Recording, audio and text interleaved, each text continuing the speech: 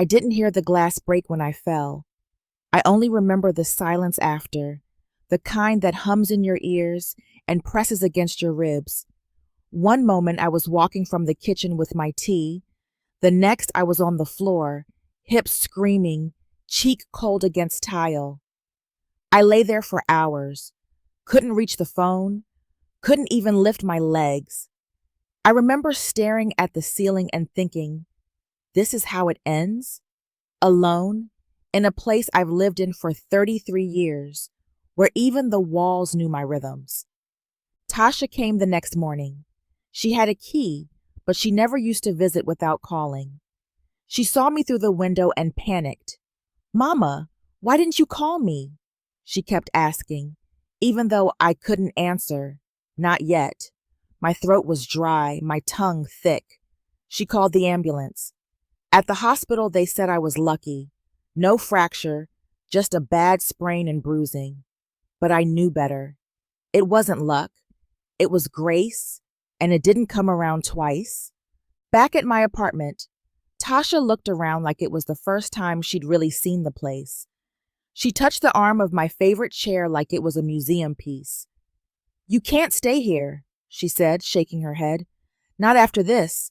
You'll hurt yourself again, Mama. We'll take care of you. Come live with us. I wanted to argue. I opened my mouth to say I'd be fine, that it was a fluke, that I still had my routines. But the pain in my side answered for me. I told her I'd think about it. But the truth was, the thought of another night alone in that place scared me. The bathroom felt farther. The floor seemed meaner. The little comforts, the plants, the photos, my collection of Sunday hats, suddenly felt like clutter in a stranger's home.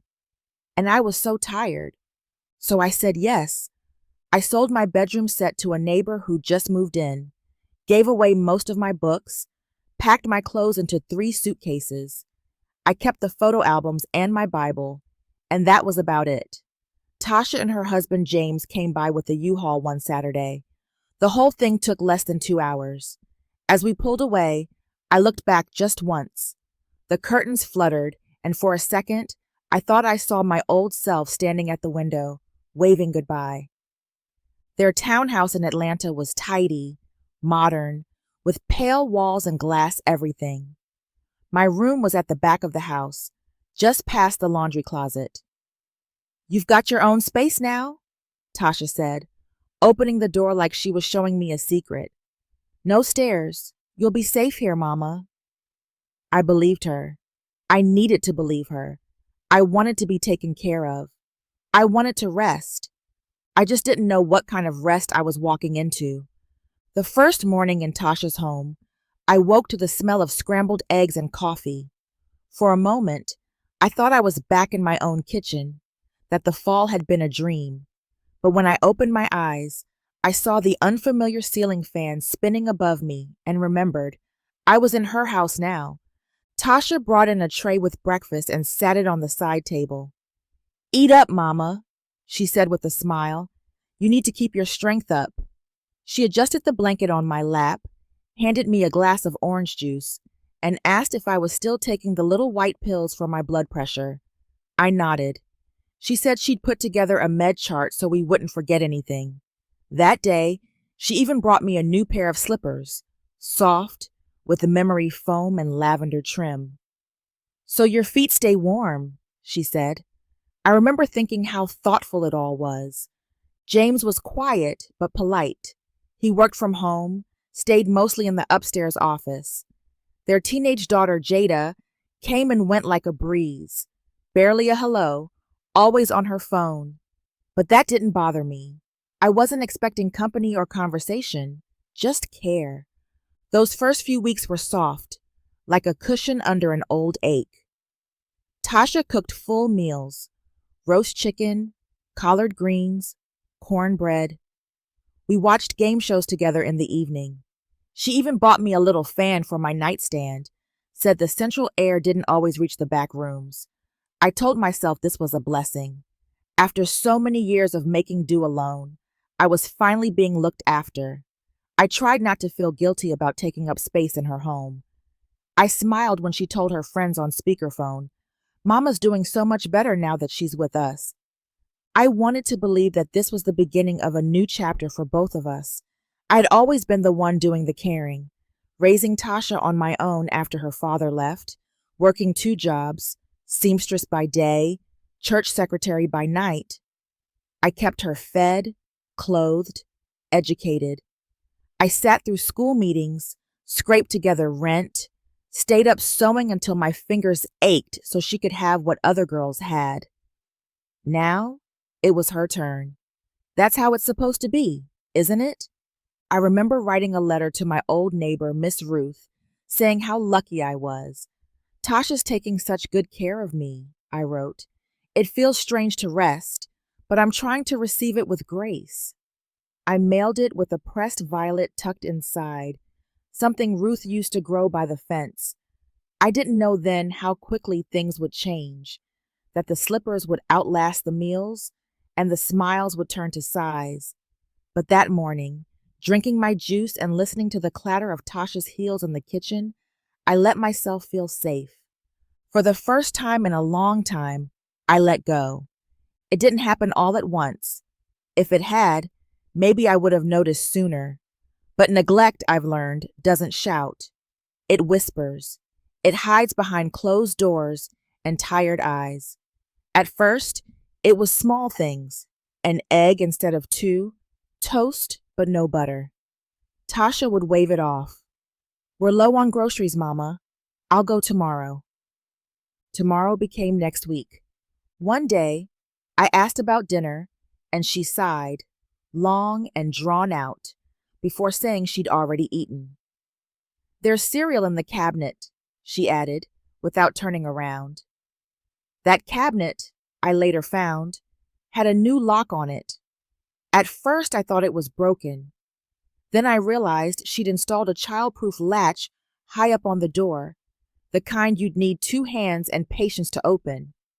Mama, you eat too many sweets, she said when I asked. It's not good for your blood sugar. But I hadn't touched a cookie in days. The thermostat stopped working a few days later. I mentioned it once, just once. Yeah, it's been acting up, she said. James will look at it this weekend. He never did. The summer heat pressed in, thick and heavy. I stayed in my room most days, fan turned high, water glass sweating beside me. I didn't complain. I knew the rules by then. Quiet was safer. On the rare occasions we talked, her voice was different, tight, impatient. She still kissed my forehead sometimes when she left the house, but even that felt rehearsed. I began to notice her hesitating before speaking to me, like every word was something she had to budget. The bruises came from the walker. I leaned on it harder than I should have, trying to shuffle between the bed and the bathroom without falling. I slipped and hit the dresser. I told Tasha. She looked up from her phone and said, "Be more careful, Mama." That was it. No ice, no check-in later. There were days, too many, when I didn't see her at all. Just the sound of the front door opening and closing, the microwave beeping, the occasional burst of laughter from the television in the living room. Sometimes, the lights in the hallway would be off all day. My room felt like a waiting room no one ever came back to. And yet, I still tried to be grateful. I told myself she was busy, stressed, that she didn't mean to forget. But it was hard to believe that when I went to bed with nothing but water in my stomach. Harder still when I woke to silence and a locked pantry. I stopped writing to Miss Ruth. I didn't want to lie. The first time I saw the pantry locked, I stood there staring at the handle like it might somehow understand my confusion. It was early, maybe not even 7, and I'd woken with a dry mouth and a hollow kind of ache in my stomach. I shuffled into the kitchen, careful not to make noise, thinking I'd fix myself some toast or maybe a banana if there was one. But the door wouldn't budge. I tried again, slower. That's when I noticed the latch, one of those plastic contraptions used for toddlers, hooked tightly around the knob and the side of the frame. I blinked at it, sure I was mistaken. I wasn't. Later that day, I asked her about it. I didn't accuse, just asked. Tasha didn't look up from her tablet. You've been eating too many snacks, Mama. It's not good for you. Her voice was soft, but it wasn't kind. I'm just trying to help you manage your sugar. She smiled then, as if that should explain everything. But I hadn't had a sweet in weeks. I wanted to say that. I wanted to remind her that the last thing I ate from that pantry was a sleeve of crackers, and that was only because I'd skipped dinner again. But something in her tone stopped me. It was the kind of voice that dared you to speak back. That night, I ate a hard-boiled egg she'd left in the fridge and drank a cup of warm water. I sat on the edge of my bed and looked at the photo of Tasha as a child, framed beside my Bible.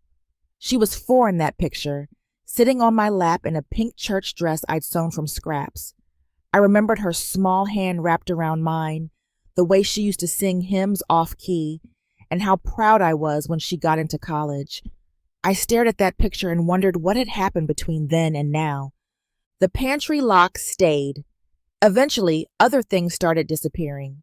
The little tray I kept by my bed for snacks was empty more often than not. One morning, I found my pill box moved from the nightstand to the top shelf of the bathroom cabinet, so high I needed my walker to even try reaching it. Tasha said she was just organizing. I don't want Jada messing with your meds, she said casually. But Jada never came in my room. Never once. And it wasn't just the food. It was the way she avoided my eyes, how her hugs turned into brief pats on the shoulder. She stopped asking if I was okay, stopped sitting beside me after dinner. It was as if she was waiting for me to stop needing anything at all. I felt myself disappearing, one locked door at a time. So I began locking something too, my thoughts, my hunger, my disappointment. I kept them hidden behind silence and shallow smiles, but I was still watching. My room had one small window that looked out onto the alley behind the house. On good days, I'd see the neighbor's cat walking the fence line or the garbage truck easing down the lane. But most days, all I saw were shadows shifting across cracked pavement. It was the kind of view that made time feel slow and weightless. By then, I had stopped going into the living room. Tasha had moved my walker into the corner one afternoon and never brought it back. It's in the way, she said, laughing, as if that made it lighter. She promised to move it after dinner. She never did. I asked once more, and she sighed so loudly it rattled something in my chest. After that, I stopped asking. Instead, I stayed in that back room, day after day, listening to the house around me. I learned the sounds of their lives, the thud of Jada's backpack on the floor, the opening and closing of the fridge, the ping of a phone on the kitchen counter. Once, I heard Tasha laughing on a phone call, bright and carefree, telling someone, "Mama's doing fine, just resting. We're giving her space." I wanted to scream. I wanted to ask what kind of space she meant, the kind where no one knocks, where meals don't come, where silence hums louder than any TV. Sometimes the door to my room was left slightly open, not enough to call it open, not enough to feel invited, just cracked, like a reminder. I wasn't locked in, not technically. I could have shouted, could have wheeled myself out with effort. But what would I say? What would I prove? The worst days were when she was home but didn't speak a word to me. Whole Sundays would pass with her steps moving up and down the stairs, never toward my room. I'd hear the microwave beep, hear her laugh at a movie. She was there, and yet I was invisible. I tried reading, but the words blurred.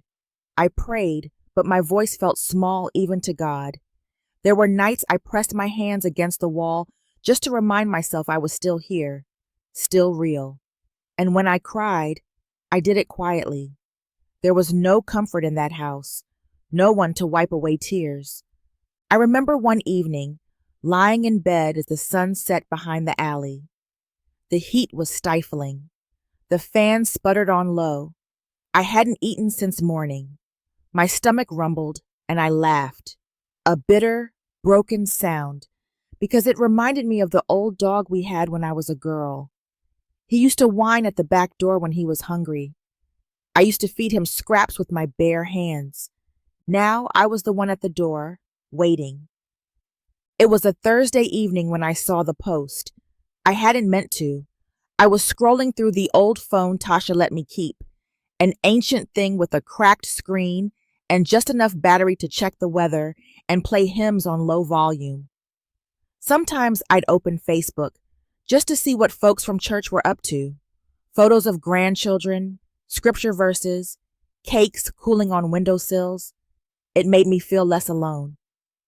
That night, her face showed up on my feed before I even searched. Tasha had tagged me in something. I tapped it with my finger, slow and careful. And there it was, a picture of me in the rocking chair, eyes sunken, body thin under the housecoat she hadn't washed in weeks. My hands rested in my lap like I'd placed them there for prayer. I don't even remember the photo being taken. The caption read, "So grateful I get to care for my strong, beautiful mama in her final years. #caretaker life, #family first." I stared at it for a long time. The photo looked like love if you didn't know better. The comments rolled in fast. "You're such a good daughter, Tasha." "God bless you for taking her in." "She looks so peaceful." Peaceful? I was starving. My stomach had been empty since breakfast. I hadn't seen a doctor in months. The air in my room was thick with mildew. And still, they praised her like she was some kind of saint. I didn't cry right away. I just put the phone down on the nightstand and stared at the ceiling, counting the slow blink of the fan. It was the lie that hurt more than the hunger, that she could use me like that, my face, my life, my suffering, as a badge of honor, a display, as if my pain gave her shine. Later that night, I did cry, quietly, into the thin pillow, so no one would hear. Not because I was weak, but because the betrayal was so loud. I had given her everything, raised her alone, worked fingers raw on hems and seams so she could have clean clothes for school, stayed up during storms when she was sick, prayed when we had nothing left but prayer. And now I was a photo op. I didn't confront her. There was no point.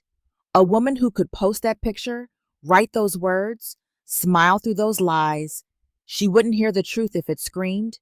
So I planned instead. I stopped hoping for meals. I stopped asking questions. I began paying attention to the things that mattered. What was said, what wasn't, what could be proven. The next morning, I started writing. I found the notebook in the back of the linen drawer, a small spiral-bound thing with a faded blue cover and the kind of pages that yellow if left alone too long. I used to use it for grocery lists and hymn lyrics I didn't want to forget. Now, it would hold something else, something heavier. I wrote the date first, then the time. Skipped dinner. Only water since 10 a.m. The pen scratched faintly, but the words felt loud in my hands. The act of writing calmed me, anchored me. I wrote down everything I could remember from the past few weeks: missed medications, the locked pantry, the heat that pressed against my skin like a punishment. I even noted the Facebook post and the exact wording of the caption. It felt like gathering pieces of myself that had been scattered and stepped over. I kept the notebook under my pillow. Each night I added more. No lunch, bruised hip from bathroom fall, no help given, meds not refilled. It was strange how much detail I remembered when I stopped trying to forget. The days blurred, but the pain had shape, and now I was naming it. I started paying attention to her schedule too. When she left the house, when she posted online. I would hear the shutter click on her phone in the hallway, and later see the image turned into a glowing tribute online. Always smiling, always a lie. Her Instagram stories were full of teacups and cozy corners, sunlight through curtains, little captions like, "Grateful for slow mornings with mama." I was alone in my room every one of those mornings. But I didn't let it make me bitter. Not completely. I knew bitterness would only rot what was left of me. Instead, I focused on the truth, my truth. If I couldn't speak it aloud, I could at least hold it close. It was a Sunday afternoon, sometime in late June, when I remember Deacon Harold's grandson worked at Adult Protective Services. Harold used to sit behind me in church, always humming just a second off key. His grandson, Eric, had spoken to our Bible study group once about elder neglect, what it looked like, who to call. I hadn't thought of that visit in years. The next time I had a phone call, one of the few Tasha still allowed, I called Ruth, my old neighbor. I didn't say much, only asked if she still had Eric's number. She hesitated, then said she'd get it. I heard the worry in her voice, but she didn't press. She knew me too well. I hung up and wrote that conversation down in the notebook. Then I tucked it back beneath my pillow and lay down. For the first time in weeks, I felt something close to peace. Not because things were better, but because I wasn't invisible anymore. Not to myself, and not for long to the world outside. The call came 2 days later. It was short and simple. "Hi, Miss Alma. This is Eric. My grandmother gave me your number. Said you wanted to talk?" His voice was young, but not hurried. Patient, like someone who'd spent enough time listening to pain. I cleared my throat and sat up straighter in bed. "I don't want trouble," I said first. It was important to get that out. "But something isn't right here." I kept my words calm. I didn't cry. I didn't raise my voice. I told him just enough. The pantry, the skipped meals, the heat, the bruises that no one asked about. I told him about the Facebook post. That seemed to strike a chord. He was quiet for a while, then asked if I'd been documenting anything. "I have a notebook," I said, "under my pillow." "Good," he replied. "That's very good." He didn't promise miracles, said he'd file the report and that someone might come by for a wellness check. Might. I thanked him anyway, not because I expected quick rescue, but because it felt like something had shifted, like the silence I'd been wrapped in was starting to split at the seams. After the call, I opened the notebook and wrote it all down. His name, the time, what I said. I even recorded my own heartbeat, slow but steady. For the first time in a long while, I felt like I was doing something. I wasn't just enduring, I was moving. The next few days, I watched Tasha more closely. She seemed distracted more than usual. Maybe it was work, maybe it was guilt, or maybe, though I doubt it, she sensed the shift too. I was careful not to change anything in my routine. I didn't let on, still ate what little she gave me, still smiled when she walked by. I didn't want her to know I had taken back even this small control. One evening, I heard her laugh loudly in the kitchen, talking on the phone. "Mama's resting. She sleeps most of the day," she said. "It's sweet, really. She just wants quiet." I looked around my room, at the stifling air, the laundry pile molding in the basket, the empty nightstand drawer. That was the quiet she meant. Not peace, not rest. I stopped scrolling through her social media after that. There was no point. I already knew the story she was telling. A story made of filters and pretend kindness. But mine was made of ink and truth. I slept easier that night, not because I felt safe, but because I finally felt seen. It was a Tuesday when the knock came. Light, polite, nothing like the dread-heavy footsteps I'd come to expect. I was sitting in the rocking chair, notebook in my lap, pretending to doze. I opened my eyes as the door creaked and a woman stepped inside. "Miss Alma?" she asked, her voice low, respectful. She wore a plain blouse, slacks, a clipboard tucked under her arm. "I'm from Adult Protective Services, just checking in to see how you're doing." I looked at her for a moment before nodding. I didn't get up. I gestured to the chair across from mine, the only other piece of furniture in the room besides the bed and nightstand. She sat. She didn't ask me to tell her everything at once.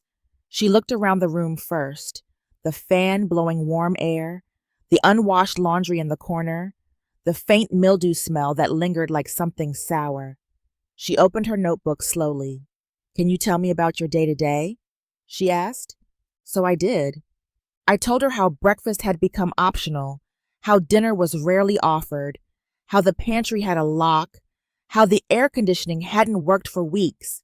I showed her the bruises on my forearms from the walker, how I had to catch myself against furniture just to get to the bathroom. I handed her my notebook. She read through it slowly, not skipping a single page. Her eyes didn't widen. She didn't gasp. She just nodded, page by page, like each line confirmed something she already suspected. "Do you feel safe here?" she asked quietly. "No," I said. The word came out flat, steady. She stayed another 20 minutes, took photos of the fridge, mostly condiments and a few expired yogurts.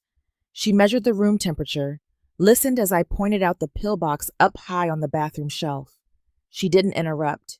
She didn't rush. Tasha never came into the room. I heard her upstairs, maybe on a call, maybe pretending not to notice. By the time the woman stood to leave, she had a thick file of notes in her hands. "We'll be in touch," she said, and there was something certain in the way she said it. After she left, I sat very still for a long time. I didn't know what would happen next. I only knew something had been set in motion, quiet but sure, like the shift before a storm. That night, the house was silent. Tasha didn't say a word to me. She didn't ask if anyone had come by. I wondered if she knew. I wondered if she was afraid. I wasn't, because finally, someone else knew the truth too. 2 weeks passed in slow, sticky silence. Tasha didn't mention the visit. She didn't speak much at all, not to me. Meals were fewer, shorter. Sometimes she dropped a plate on my nightstand without a word. Other times she didn't come at all. I didn't ask why. I didn't push. I just kept writing in the notebook, kept noting the silence, the stares, the way Jada tiptoed past my room like I was a sleeping dog no one wanted to wake. Then, one morning, there was another knock. Louder this time, more official. I heard voices in the front hall. Tasha, sharp and brittle, and someone else, calm and firm. I didn't move. I waited. Eventually, my door opened. It was the woman from before, but this time she wasn't alone. Another person followed, a man with kind eyes and a clipboard. They didn't ask. They told me. "Miss Alma, we're here to assist with your move. You've been approved for placement in an independent senior living facility nearby." Tasha stood behind them, arms crossed. Her face looked pinched, pale. "You don't have to go if you don't want to," she said, voice brittle as dry leaves. But I didn't even look at her. "I'm ready," I said, and I meant it. They gave me time to pack a small bag, some clothes, my Bible, the notebook. I left the rest. I didn't need the slippers she'd given me or the tray I never got to use. I didn't need to carry any more of her kindness. It had always come at a cost. The ride across town was quiet. The woman beside me made soft conversation. How the facility had a garden. How residents could eat meals together or alone. How my room would have a private bathroom and a window that opened. I nodded. I thanked her. But I didn't cry. Not then. Not yet. When we arrived, the air was cool and clean. The lobby smelled faintly of coffee and lemon polish. A woman at the front desk greeted me by name. "We've been expecting you, Miss Alma." She smiled like she meant it. My new room was simple but bright. A bed with fresh sheets, a small table by the window, and a closet that didn't creak when opened. The air conditioner hummed quietly, already set to a comfortable chill. I sat down on the edge of the bed and let the stillness wash over me. Not the kind of stillness that smothers, but the kind that waits with open arms.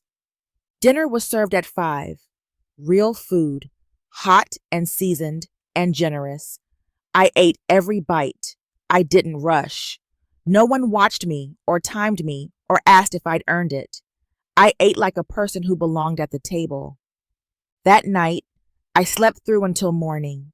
No hunger, no noise, no fear, just the quiet, clean breath of freedom.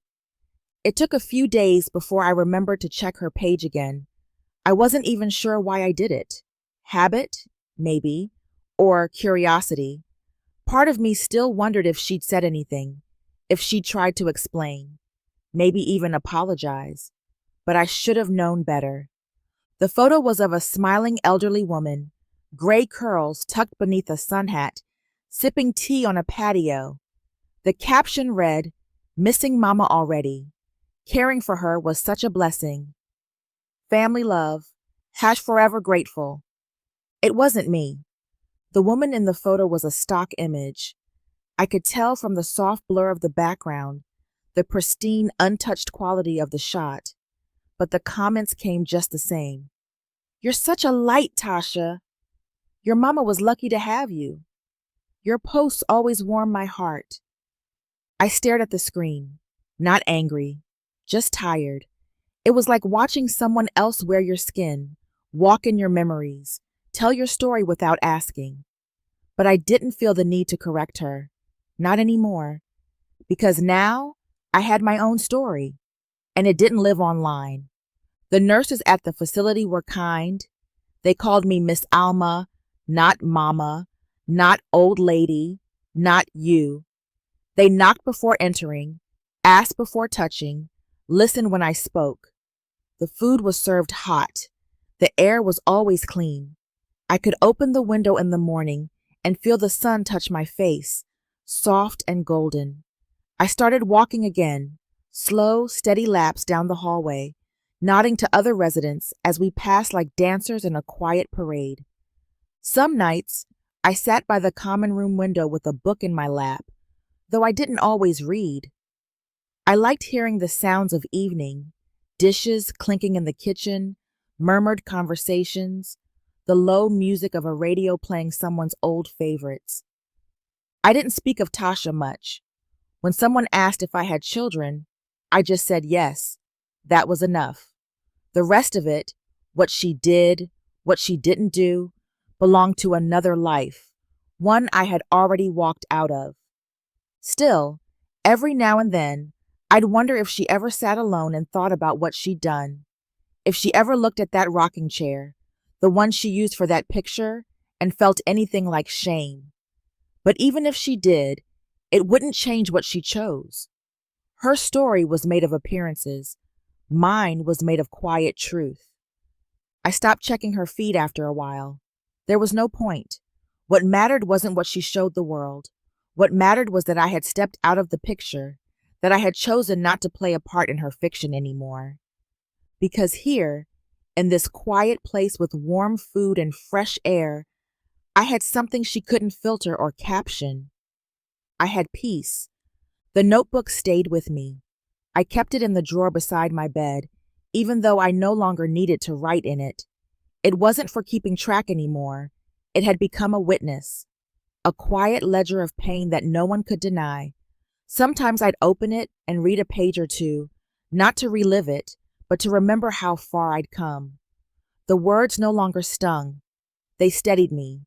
They reminded me that silence is not the same as weakness. I never told the other residents at the home much about what had happened. A few asked why I moved, how long I'd been there. I answered politely. Needed a change, I'd say. Time to be somewhere I could rest. Most understood without pressing. You get to a certain age, and everyone's carrying something. Some hurts don't need explaining. The staff offered counseling, but I declined. I didn't need someone to unpack the past with me. I'd already done that alone, night after night in that stifling room, with nothing but a pen and a prayer. What I needed now was quiet joy, clean sheets, a chair by the window, space that was mine and mine alone. One morning, after breakfast, I walked out into the garden behind the facility. The air was crisp, and the sky was one of those soft blues you only get after rain. I sat on a bench, hands folded in my lap, and listened to the birds. For the first time in years, I felt no weight in my chest, no fear, no waiting for the sound of a lock clicking shut. I thought of my younger self then, the girl who sewed clothes from scraps, the mother who carried her daughter on her back when the bus didn't come, the woman who rose before dawn to iron blouses and pack lunches, who stood through church services with sore feet and a full heart. I had lived many lives inside this one body. I had given all I had again and again, and somehow I was still here. There was no moment of triumph, no grand declaration, just a soft, steady knowing. I didn't need revenge. I didn't need an apology. What I had now, my own room, my own time, my own name spoken with care, was enough. That was justice, in its quietest form. I wrote one last thing in the notebook that night, just a sentence. I am free.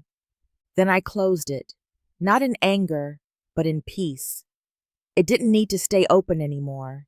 The story had been told, not online, not for clicks or hearts or hashtags, but in real time, in real air, by a woman who chose not to be erased. And that to me was louder than anything Tasha could ever post. The first time I returned to church, my hands trembled as I buttoned my blouse. Not from fear, my fingers just hadn't moved like that in a while. It had been nearly a year since I'd sat in a pew, but the rhythm of getting ready still lived in my bones. I'd laid out my clothes the night before, an old pastel skirt I'd managed to alter myself, and a pair of low-heeled shoes one of the nurses had found at the donation bin. I wore a brooch too, shaped like a dove. It used to belong to my mother. The facility arranged for a van. There were 3 of us that morning. Me, Mr. Bennett from down the hall, and Miss Lorraine, who always wore perfume too sweet for her age. The driver asked if we had a preference for churches, and I said softly, Mount Zion, if you don't mind. It was still there, tucked between the bank and a new smoothie shop. The outside had been painted, but the bell tower looked just the same. As soon as we stepped in, the smell of polished wood and old hymnals wrapped around me like an old quilt. I didn't expect to be recognized, but I was. A few heads turned. Miss Janice from the choir called out my name like a blessing. Alma? Lord have mercy, is that you? She hugged me tight, careful not to squeeze too hard, and whispered, We missed you. I sat in the 4th pew on the left, where I always used to. The light from the stained glass scattered across my lap like colored lace. The choir sang His Eye is on the Sparrow, and my throat tightened, not with tears, but with something softer, gratitude maybe, or homecoming. The sermon was about restoration, not in the loud, booming way some preachers tell it, but in the slow, thoughtful cadence of a man who's lived through drought. Pastor Green spoke of things broken and mended, of doors closed and reopened. I sat still, listening, feeling the words settle into me like rain after a long, dry season. After the service, a little girl approached me. Couldn't have been more than 6. She pointed to my scarf, a bright floral I'd sewn the week before, and said, That's really pretty. I smiled and thanked her, brushing a hand across the edge. I made it myself, I told her. Her eyes widened, and she said, You must be really good at that. I hadn't heard praise like that in a long time, not from someone who didn't need anything from me. On the ride back, I kept thinking about the sermon, about the girl's voice, about the way the sunlight had looked through the stained glass. It didn't erase everything I'd been through, but it added something back, something small and shining, like a piece of myself I hadn't known was missing until it returned. And that Sunday morning, I began to believe I hadn't been just rescued. I was being restored. They gave me a key to the community room on the second floor, said I could use it whenever I liked. I went in one morning after breakfast, curious more than anything, and found a dusty old sewing machine pushed into a corner behind a stack of folding chairs. The thread was tangled, the cord bent from years of disuse. I touched it gently, like greeting an old friend. The first time I turned it on, it sputtered and groaned, but it worked. I brought a small bundle of scraps the next day, pieces of fabric I'd saved from old pillowcases and a dress I never quite finished. I sat by the window, the machine humming beneath my fingers, and stitched until the ache in my hands told me to stop. Word spread quickly. Miss June from the third floor asked if I could hem her slacks. Then came a request for a zipper repair, then a tear in a quilt that someone's grandson had pulled too hard. They didn't pay in cash. They paid in cookies, in little jars of hand cream, and stories told while I worked. I didn't need the money. I needed the feeling, the doing, the being useful again. I started sewing for myself, too. Made little aprons for the kitchen staff, a pouch for my Bible, a shawl with deep pockets for chilly mornings in the garden. I hadn't realized how much of myself had been locked away with the pantry. With each stitch, I reclaimed a piece. The nurses started calling me Miss Alma the seamstress. It made me laugh, but I liked it. It reminded me of the woman I used to be, not just the caretaker, not just the invisible mother in someone else's story, but someone with skill, with history, with hands that made beautiful things. One afternoon, I sat at the machine with the sun pouring in beside me and thought, this is mine. Not borrowed kindness, not a room someone allowed me to stay in. This moment, this work, this peace, it belonged to me. I no longer needed to prove what had happened. The truth didn't live in Tasha's stories anymore. It lived in the freedom I carried, in the keys to the community room, in the laughter from someone thrilled to wear something handmade, in the quiet pride that came from threading a needle with eyes that still remembered how. Sometimes I think of Tasha. I wonder if she still posts those sweet little lies. I wonder if she scrolls through pictures of strangers and tells herself the story she wants to believe. But I don't check anymore. I have no need, because I have a machine that hums, and a room that's mine, and hands that still create. Because I have neighbors who see me, and a name they speak with respect. Because I have earned, through pain and quiet courage, the right to define myself. Not as someone's burden, but as Alma, seamstress, survivor, free.